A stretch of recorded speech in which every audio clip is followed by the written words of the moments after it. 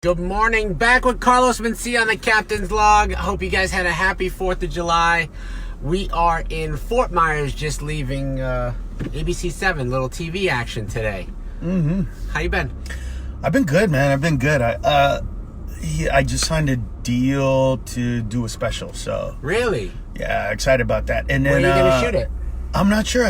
We just finished negotiating for it. So it's been 8 years since my last special. Wow. Yeah, but I'm ready. You know what's funny? I'm ready. I'm finally ready for the success and the negativity and positivity that comes with the success. Yeah. I needed to prepare for that. A lot of people, I don't know, maybe it's different when you grow up different than I did, but when you grow up poor and, just the dream of doing any of this stuff is such a distant outlook for you. Yeah. I was not prepared during and after Mind Mencia for the amount of, first of all, positivity, adulation. I wasn't ready for the "you're a Latino, you represent us." Right. I was not ready for that. It happened so quick. Was not ready for that. Well, no, you're just not ready for it because, well, for me anyway, nobody tells you when I first started doing stand-up, I wanted to be funny. Right. That's it. I'm just trying to, like any other comedian, just trying to get a laugh, just trying to find myself. And then all of a sudden, you're thrust into with success. Hey, you're representing us well. To the opposite of, hey, why are you representing us negatively? Sure. I was not ready for that. Yeah. And I wasn't ready for the hate Is that either. where a lot of the pressure comes from? I think that yeah, you know what it was though? I never felt the pressure during Mind Mencia because I wasn't listening to that because I was focused on what I was doing. I was focused on the joke. I was focused on bits. I was focused on what I needed to do to be funny. I think it was only until after, that first of all, I hate fighting with networks or club owners or anything like that. I'll give you an example, right? Miami. When I perform in Miami, the club says to me, they're the first ones to say, why don't you make last call? We know you like going long. We don't want to tell you what time to get off on the last show. That's good because we were going to ask you what you wanted to do. Right. And so they just go, do last call. Yeah. So my per person average there is about $15 to $20 higher than any other club. But Miami's very different because they party until the middle of the night. They don't care. Exactly. I could be on stage till 3 o'clock in the morning and they're still selling. Going. Exactly. Right. So it's a different environment. But they they instead of saying to me hey, you got to stick to your time, leave them wanting more, they said, look, we know your fans love doing this. Right. We know that your fans come in late specifically for this. So you do that. Then there are the clubs that want to fight me on it, and I'll do what they want, barring me being on stage and getting caught up in a moment. But my whole thing to them is look, I want the same thing you want. I want to fill up the club. I want them to come back next time I come into town, and I want you to make as much money as possible so that I can make much money. We have the same goals. So it's funny. All comedians should have those goals with clubs and club owners, but they don't. Why is that? I don't get it. Do we not? I don't know who doesn't. God, I could give you a list. It's it's a fight. I don't get it. The idea is if you make money, we make money. If we make money, you make money. That's how I work, and I love that environment. But it's tough when the network. You're on a network and they say, they're fighting you on every joke and every premise. They don't let you go. How much on the show did they let you just run with? They were okay about it, but they fought me on stuff that I just, and for me it was okay, wait a minute. Oh, here was one. I'll give you an example. I wanted to do a bit on Mind Mencia about Barack Obama, right? So he was going to get voted in during the second season, I think. And I wanted to do a bit that basically said, what are you afraid is going to happen if we have a black president? And then just do a bunch of jokes of what do you think is going to happen? Well, they said, you can't say that. You can't say that you have to word it differently so it doesn't sound like you're saying that this is what's going to happen. And I was just like, but no, like it's a joke. That's the whole point. So back then, obviously, that was how many years ago now? That was 10, 12 years ago, right? 10, 12 years ago, Okay, yeah. so do you think that we've changed? It'd be worse today. It would be worse today. It'd be Really? worse today. We're worse today. But my whole point is, listen, I never, ever, ever write a joke with the thought process I'm going to offend somebody or I want to offend somebody. Yeah. You know, the joke is, I'll give you an example. Tonight I'll do a joke where I'll say, like, if you get stuck in a hurricane, I can't feel bad for you because for 7 days on every channel, everyone knows they're telling you to get out. Yeah. Like, they're literally telling you to get out. Right. And so, you know, I'm not going to do that joke in other parts of the country and not do it in Florida. Right. Right? Because then it's like me talking about you guys behind your back, and I'm not going to do that. Right. So if I'm going to do the joke, I'm going to do it here, sure, in this do hurricane capital. in this place. But there's going to be somebody that's going to get offended tonight, and then I'm going to have to say, and it's the hypocrisy of it, right? Like, if I were to get shot in a really bad neighborhood at 4:00 in the morning, everybody would say, what was he doing there at 4:00 in the morning? But I can't do a joke about, this. So to me, it's not about, I don't want to offend anybody. I don't want to hurt anybody's feelings. Yeah. I just think it's hysterical that there's somebody that's you want to point out the elephant in the room. It's the obvious. Yeah, it's the obvious. Is funny, of course. It's obvious that, and like, by the way, it's the only time where every single news channel agrees. Yeah, yeah. They show the They big... don't, though, sometimes. You got this guy saying it's going to hit on Tuesday, this guy Thursday, it's going to be a category 2, category 5. Not they don't disagree on, but they get wrong. Right. But the fact that they even show you all the models. Yeah. Like, they show all the models going right to where you are. And so, anyway, my point is that, if I brought something like that up in a meeting, they'd say, well, some people...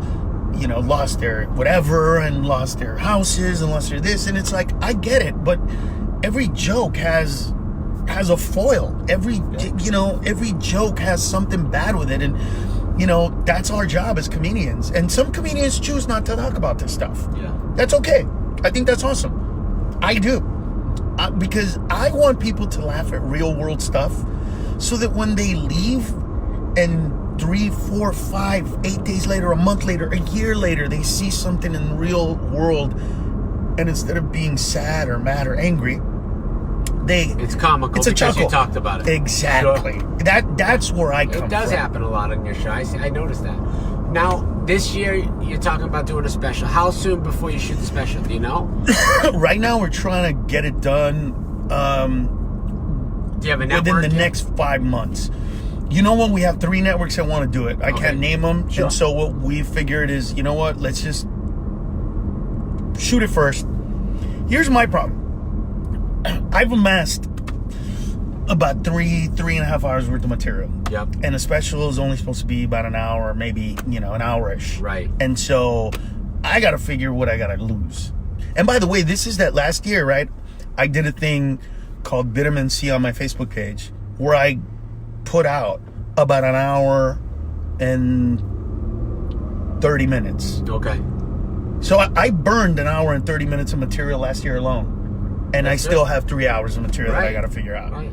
So it's gonna be tough because there's a lot of pressure that I'm putting on myself to make sure that this one goes. That it's And are you gonna produce it yourself, or how do you see that? Like, no.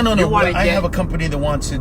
I mean, the production of it, the writing of it, and the putting it together. I'm gonna do all that, but it's still, it's tough because with edgy comedians, it's really hard for people to help us out because they don't understand where we're coming from. Right.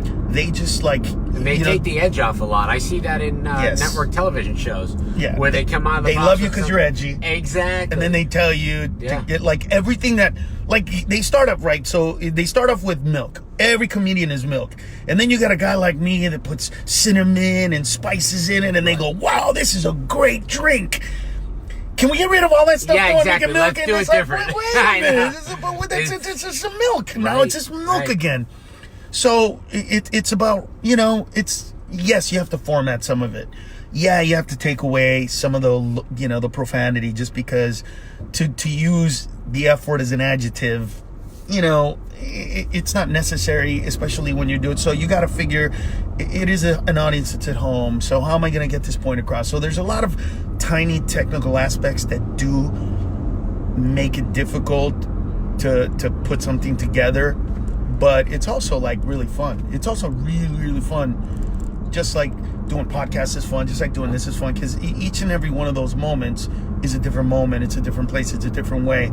So I get to execute these different levers, within my construct of being a comedian. And that's fun. That's what are you looking forward to the most on this special? Because it's been 8 years now, you said? 8 years, I think. Wow, that's amazing. 8 years since your last special. This special is going to be different. How? And what are you looking forward to? See, that's the thing. You want it to be different in the sense that, you want people to think that there's something new there or feel there's something new there. But when you've been funny as long as I have and put out as much material as I have, that doesn't really apply. Right. So for me, it's not about different in that respect, because then it's going to come off gimmicky. You know what I mean? Yeah. Like if I do one at the border near the wall, or if I do one by the prison, or if I do you know what I mean? Yeah. Any of those things, it's not going to work. It's just going to, in my opinion, reek of just desperateness. Sure. Desperation. So for me, it's more about how do I make it unbelievably funny and unbelievably relevant to this moment in time. I'll worry about next year. Yeah. But this year, I just want to make sure that people go listen to it, see it, and then want to have a conversation about how funny it was and how relevant it was. That multi-layered conversation of like, because you've seen it when people walk out of my shows. There's a group of 8 people. 6 of them are going, that's funny, and then 2 of them go, yeah, but that shit that he said was real. Right. Man, that thing was honest. That thing was, authentic. That kind of thing. So I need that conversation to occur at home when they watch it with a sense of relevance, but throughout the whole thing, a sense of humor, a sense of funny, a sense of that it made you laugh before it made anything else. So my guest, Carlos Mencia, today on the Captain's Log. You can see him all weekend at Off the Hook Comedy Club. Tonight, 2 shows. Saturday, 2 shows. And Sunday, 2 shows. Nice. The show's going to be packed. You can go to offthehookcomedy.com to get tickets. Take me back to the first time you stepped on stage. What was that like?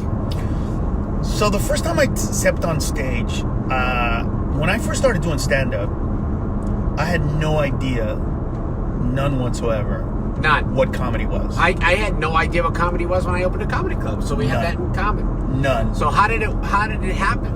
I have a cousin who's in a wheelchair, and what happened was I was working at Farmers Insurance, going to college, getting my degree in electrical engineering, and I would stay up till after 11 for the first time in my life, and I saw specifically. Wait, this is the first time when you were in college that you stayed up until after 11 o'clock? Well, when I started going to college and working full time, yeah, and I was 18 years old and out of high school, was the first time that I stayed up as a human being after 11 o'clock. Wow. But it was only because I went to work at 7 o'clock in the morning, got off work at 3:30, went to school at 5 o'clock, usually was there for 5-ish hours. If I took 2 classes, I was home by 11, and I couldn't go to sleep. Right. So it's when Fox Network started, and Joan Rivers had a show, and she had a lot of comedians. I love that show. She had more comedians on her show than anybody, and I would go to work and tell the guys. I remember telling the guys, like, hey, I saw these guys doing stand-up, and it was really funny.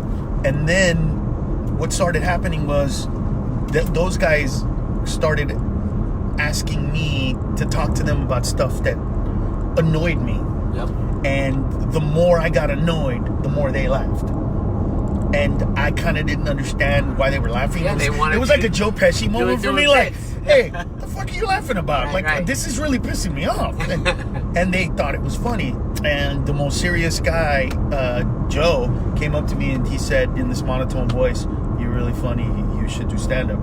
And I was like, okay, well, what is stand-up? So then I went and I discovered stand-up, and I thought, okay, I think I could do this, because let me try it. And then I went, nah. But I was talking to my cousin in a wheelchair, and I go, one of these days I'm going to do stand-up. It was a big mistake, because he looked up to me, and everything I've ever done in my life, I've usually said, I'm going to do this, I'm going to accomplish this, and people are like, whatever, and then I do it. That's right. So he just was on my ass after that. Like, when are we going to do it? When are we going to do it? When are we going to do it? And one day I got fed up, and I said, you know what? Hold on. And I called around, and the Laugh Factory was having an amateur night. And so I said, get in the car. So I put his wheelchair in the car. On the way there, I went, oh my God, what am I going to talk about? So I went into a bookstore and I bought a joke book, like those old jokes, two Jews walking to a bar type jokes, and I kind of got a few of them, took a couple of things that I had in my head, changed like the format of the jokes around so that that was more coming from something that I would feel, and I did 3 minutes, and at the end of the 3 minutes I said, oh wow, I ran out of jokes, and then I walked off stage, and the owner of the club, Jamie Masada, was like, buddy, I love this routine you do, buddy, of like you never do before. I go, what are you talking about? He's like, the way you act, like you never been on stage before. I go, that was my first time. That wasn't a joke. That's my first time on stage. Yeah. And I remember he looked at me and there was a long pause, and he went, buddy, don't ever stop doing comedy, buddy. This is you, buddy. This is you. Yeah. And that was it. From that point on, I just realized that was the one place where my curious and morbid thoughts could exist, and my mother couldn't tell me that it was inappropriate. Right. Because I always wanted to make fun of my family, my friends, not even make fun of them, just point out their stupidities. But my mother was always like, don't say that right now, don't say that right now, don't say it here, don't say it now. So the stage was like the one place. Yeah, I mean, dude, I have 78 nephews and nieces. Wow. 78 nephews and nieces. You know what it did? It allowed me to make fun of myself and people that I love with honesty, and not having to take it personally. So it all of these things bred me to be the kind of comedian that I am, because to us it was never mean. It was just honest. When one of my brothers said to my dad, I'm going to be president, and my dad said, you're going to be a truck driver, maybe. He wasn't being an asshole. Yeah. He was being real. Right. And by the way, ironically, my brother's the happiest truck driver you'll ever meet. This is where I grew up, where my father down. He never stopped us from dreaming, but he did stop us from overreaching. Yeah. He did tell us that there were, each of us had certain limitations. I'll give you an example. I have a brother who one time got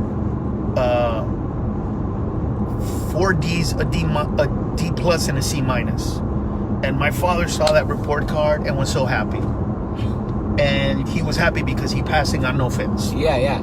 On that same report card, I got 6 A pluses and an A minus.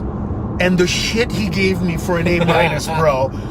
And I was so pissed because I was like, I don't know, why are you making fun of me, dude? Right. I didn't even get a B. Yeah. But later on, I came to understand that he expected more from me. I'm not. He was like, "You're not your brother." Right. Yeah, so all of these things bred me to be the kind of guy that I am on stage, just brutally honest. I just put it out there, and I think that's why people laugh at such edgy stuff. And one of the reasons I love performing at your club is because it's one of the few places in America where I can get a socioeconomic level of people that are hugely diverse. Absolutely. Right? Here in West Palm Beach, by the way, believe it or not, almost adjacent to each other on opposite, right? Yeah. You get poor people. Absolutely. Here's what I say. You get the employers and the employees in the same group. And to make those people laugh at the same joke is just, to me, it tells me that my material is great. Yeah, when I can do that, when I can make that happen. That's right. And that's the kind of thing I like to put together here, because it's so authentic that it doesn't matter who it is. Because we've seen so many comedians that are funny to their people, Yep. but not outside of that. Right.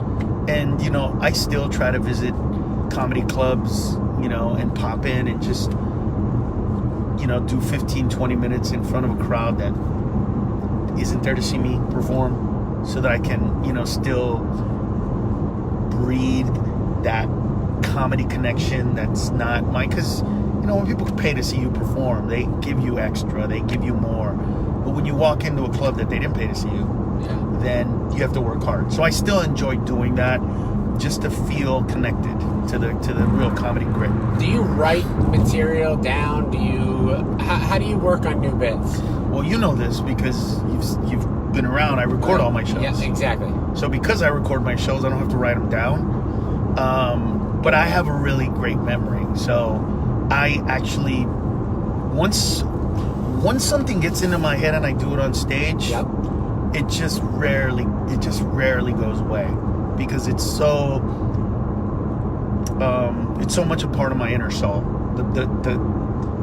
The premises themselves, the premises.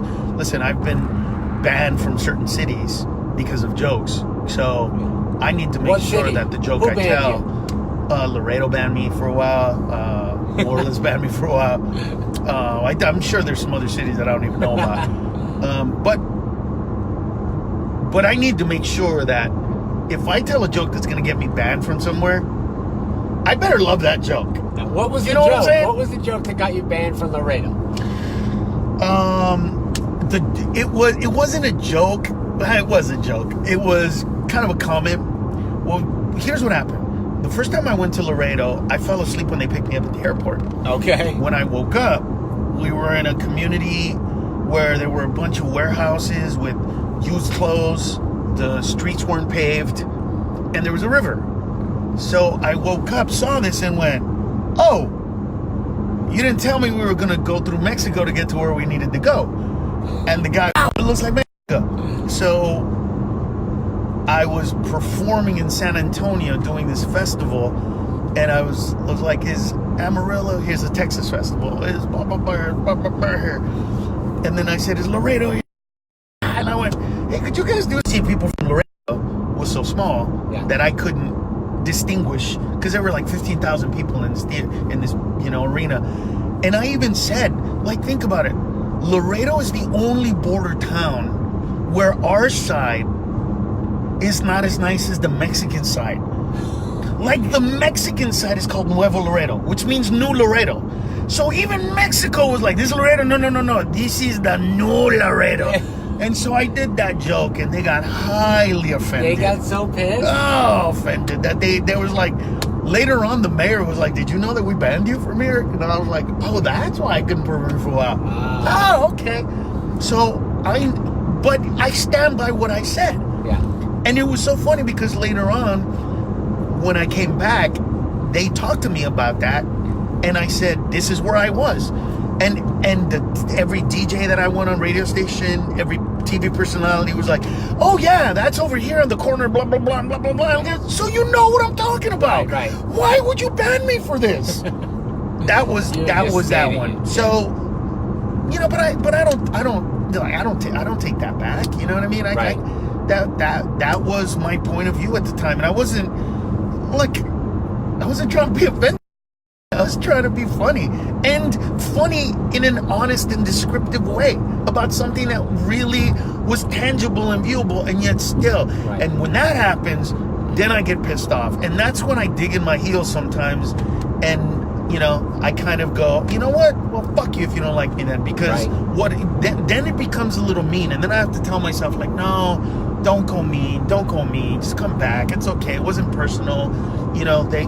It's that thing where, when I read Carlos Mencia said and made a statement, whoa. Like, I'll call anybody, newspapers that say, excuse me, I don't make statements. I make jokes. Right. So if you want to tell people that my jokes are offensive, that my humor is offensive, that's fine. But don't tell people that I made a statement. Because then that sounds like I'm out there making statements. Right. You're on a comedy show. It's not a press conference. I got it was a joke. Right. And, say that, some people laughed, or say that a lot of people laughed, but you found it offensive. That's fine. But just be honest in your description of it. You know what I mean? Yep. And that's something that, look, again, we live in a society where people want to be offended. They have been wanting to be offended for a really long time. And I don't fall in that category. I don't care. If you're offended, then, go see somebody else. I remember I used to end my shows that way at one point. You did? Somebody brought that up to me the other day, and I'd forgotten. I've been doing this for 30 years now. I forgot that there was a certain point in time in my career where I would go, listen, everybody, I hope you had a great time. I only intended to make you laugh. I love you, and I want everybody to have a good time. And if I've offended anybody in here tonight, fuck you. Right. And that was a part of the show because it was part of me saying, now, today, that part of me is not apparent anymore. It's not a big part of who I am anymore. Yeah. To say it that way. Just because I don't need to. I don't feel the need to do that anymore. Not that, it was fun. And I already did it. So I don't have to do it again. It was interesting. The other night, I was on stage. And where was it? Oh, yeah. It was in Raleigh, North Carolina. And about 30 minutes in the show, there was a moment of silence, right? And I love moments of silence because it means that people are listening to you. So I love that pause where I'm talking, and then I stop talking, and you can't hear, but not even a whisper, because everybody's so intent on listening to every word you're saying. Yeah. So, and then this guy goes, oh, like that, like he yawned. So I did the joke, finished it up. And when the premise was done, I came back and I said, by the way, was that a real yawn? Or were you over-exaggerating a yawn to let me know that you thought I wasn't, entertaining to you? Right. And then he said, and then he goes, no, just keep going. I'm like, no, dude, first of all, you cannot ask for attention. Yeah. Don't make a big scene about a yawn if it's not. And then pretend. So I remember at that moment saying to myself, wow, 10, 15 years ago, that would have hurt my feelings so bad that I would have eviscerated this guy. I would have made him cry and leave. I would have had the whole room chanting, no.